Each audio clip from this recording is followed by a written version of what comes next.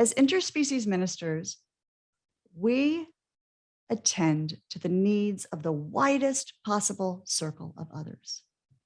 So bestowing the word Reverend, as we do here today on someone, means that they have accepted a call to sacred service, that they seek reverence in the world around them, and that they pledge their life to that call and to helping others in their calls for compassionate service. So today, Reverend William, by being officially installed into this community, pledges his commitment to the Compassion Consortium to tend to it, to nurture it, to support all of you on your journeys to live in the ideals of this community's tenets of agreement. So without any further ado, William. So today I have one single question for you. Do you commit to helping lead this community in accordance with the tenets of agreement? And if so, please answer, I do. I do. Reverend William, on behalf of the co-founders of the consortium, our advisory board, and all of those who are present today in this community and our guests from One Spirit, I wholeheartedly thank you. We are so very grateful for your vision here and your leadership. Victoria, if we can cue her, would you please place the stole onto William? There we go. I know she's off headset right now to do that. A symbol of William's sacred service. Now that looks good on you, William. Thank you. Thank you very much. And now I hand the mic over to you for your reflections. Okay, well, thank you. So I want to thank everybody for being here today at the Compassion Consortium. And I want to thank you for being here for this special day for me. And so what I thought I would do would be to briefly share how is it that I came to be here with you today at the Compassion Consortium. So I guess you could call this my journey, or as of today, you could call it the Reverend Williams journey. So by way of background, until I was 66 years old, I was a devout atheist. And I'm not sure if you can actually be a devout atheist because it sounds kind of like an oxymoron, but that's what I was. And so you're probably thinking, well, that's pretty bad, but it was actually worse because not only was I an atheist, but for over 30 years, I was a lawyer.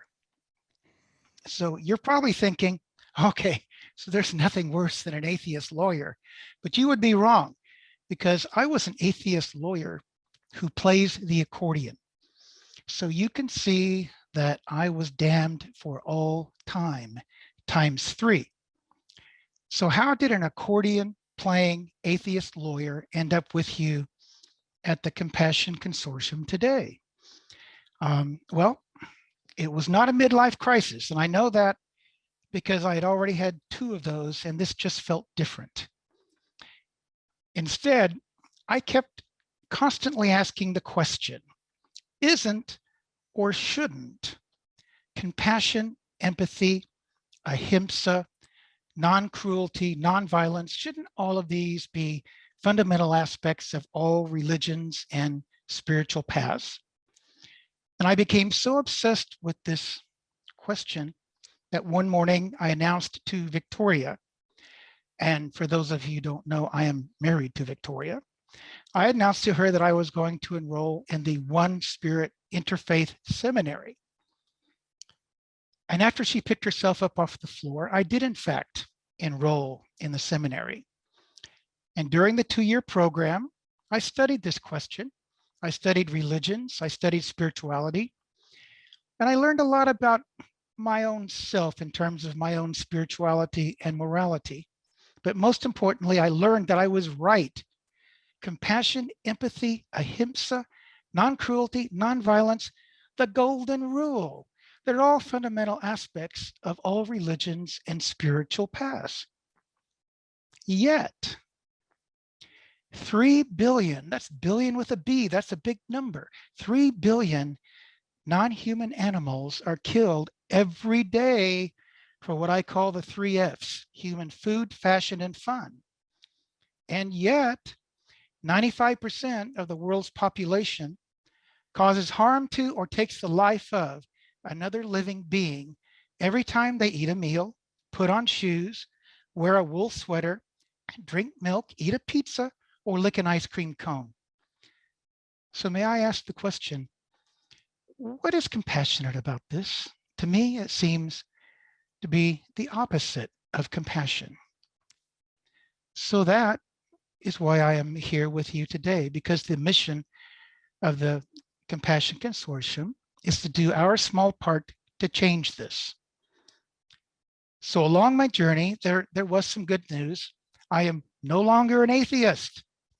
Yay! My spirituality has evolved into equal parts Buddhist compassion, Stoic ethics, and Unitarian Universalist theology. Now, I know that there's a lot of people out there who would say to me, well, hell, William, you're still a damned atheist. But I disagree.